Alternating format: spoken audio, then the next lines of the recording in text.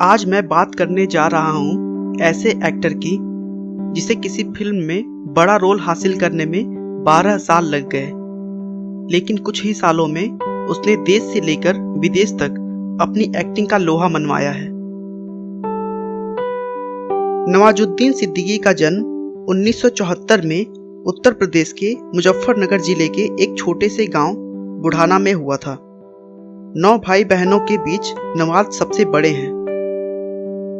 उनके पिता एक किसान हैं और वो बताते हैं कि नवाज पूरे साल पैसे जुटाता था और ईद या दीपावली के समय शहर जाकर मूवी देखता था। नवाजुद्दीन शुरू से ही अपने गांव से निकलना चाहते थे। वजह थी कि वहां का माहौल बिल्कुल भी अच्छा नहीं था। नवाज कहते हैं कि उनके गांव में बस लोग 3 ही चीज जानते हैं: गेहूं, गन्ना और गन। माहौल अच्छा ना होने की वजह से वो हरिद्वार चले गए, जहां उन्होंने केमिस्ट्री में बीएससी की पढ़ाई पूरी की। इसके बाद वो बड़ोदरा गुजरात में एक कंपनी में बतौर केमिस्ट काम करने लगे।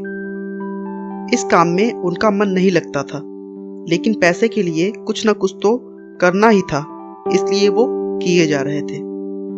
एक दिन उनके एक दोस्त ने उन्हें गुजराती नाटक दिखाया। वह नाटक देखकर उन्हें मजा आ गया और उनके अंदर से फीलिंग आई कि शायद यही वो काम है जिसे करने के लिए वो पैदा हुए हैं, पर आज तक समझ नहीं पा रहे थे। वो इस फील्ड में अपना कैरियर बनाने दिल्ली आ गए। वहां पर उन्होंने कुछ प्लेस देखे और एक्टर बनने का दृढ़ निश्चय कर लिया और फिर नेशनल स्कूल ऑफ ड्रामा, जिसको हम NSD भी कहते हैं, वहां से उन्होंने एक्टिंग सीखी। 4 साल तक वे दिल्ली में रहे और छोटे मोटे रोल भी प्ले किए, लेकिन उससे उनका खर्चा नहीं चल पा रहा था। सन 2000 में वह मुंबई इस आशा के साथ आ गए कि जल्द ही उन्हें टीवी सीरियल में काम मिल जाएगा, जिससे उनका जीवन पटरी पे आ जाएगा। लेकिन ऐसा कुछ नहीं हुआ और सीरियल्स में भी उन्हें काम नहीं मिले।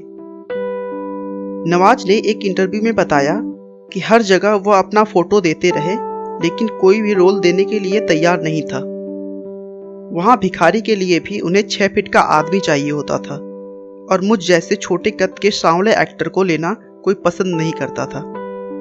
नवाज के पास अब बिल्कुल भी पैसे नहीं बचे थे, इसीलिए उन्होंने नेशनल स्कूल ऑफ ड्रामा के एक सीनियर से पनाह मांगी और उसने एक शर्त पे उन्हें अपने वहां रखा कि घर का पूरा काम तुम्हें ही करना पड़ेगा। थोड़े पैसों के लिए उन्होंने वॉचमैन की जॉब कर ली और सुबह से शाम तक जॉब करते और शाम के बाद थिएटर करते थे। सीरियल में जॉब न मिलने के बाद नवाज ने फिल्मों में छोटे मोटे रोल खोजना शुरू किया।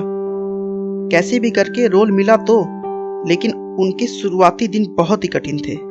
उनका अभिनय पॉकेट मार और धक्का मार तक ही सीमित रह जाता था, लेकिन उन्होंने हार नहीं मानी और आशा लगाकर बैठे रहते कि कभी न कभी तो कोई बड़ी भूमिका उन्हें जरूर मिलेगी। एक समय ऐसा भी था कि उनके पास खाना खाने के पैसे नहीं थे और उन्हें लगता था कि उन्हें गांव वापस चले जाना चाहिए, लेकिन फिर वह सोचते कि आखिर क्या मुंह लेकर वह वहां वापस जाएं। एक बार डायरेक्टर अनुराग कश्यप ने उनका एक हिंदी नाटक देखा और प्रभावित होकर उन्हें ब्लैक फ्राइडे में थोड़ा बड़ा रोल दिया, जिसे नवाज ने बखूबी निभाया। बस वहीं से उन्हें सफलता मिलनी शुरू हो गई थी।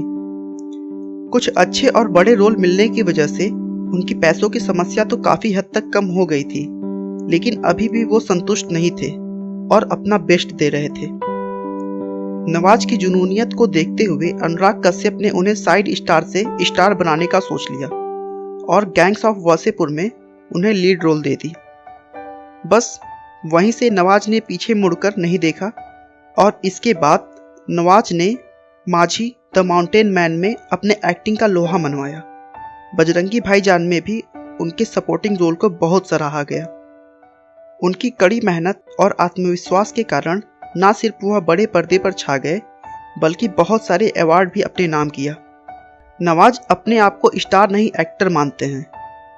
उनका कहना है वह स्टार नहीं बनना चाहते, वह एक एक्टर बनकर रहना चाहते हैं। क्योंकि स्टार बनने के बाद आपकी पहचान बन जाती है और आप आसानी से घूम फिर भी नहीं सकते। दोस्तों, नवाजुद्दीन में ऐसा कुछ भी नहीं था जो ट्रेडिशनल बॉलीवुड स्टार्स में होता है, फिर भी आज वो एक बड़े स्टार हैं। अगर आपको अपने सपने को पाना है तो कभी हार मत मानो, चाहे जितनी भी मुश्किलों का सामना क्यों न करना पड़े। बस उनसे लड़ते हुए आगे बढ़ते रहो। ऊपर वाला आपकी मेहनत देखता है और उसका फल देर ही सही लेकिन देता जरूर है। आपका बहुमूल्य समय देने के लिए बहुत बहुत धन्यवाद। इस वीडियो को लाइक करके आप हमारा मनोबल बढ़ा सकते हैं। मैं हर रोज एक नई मोटिवेशनल वीडियोस के साथ आता हूं। दोस्तों, अगर आप हमारे वीडियोस को मिस नहीं करना चाहते तो कृपया चैनल को सब्सक्राइब कर लें। आपको यह कहानी कैसी लगी हमें कमेंट करके ज़रूर बताएं। धन्यवाद।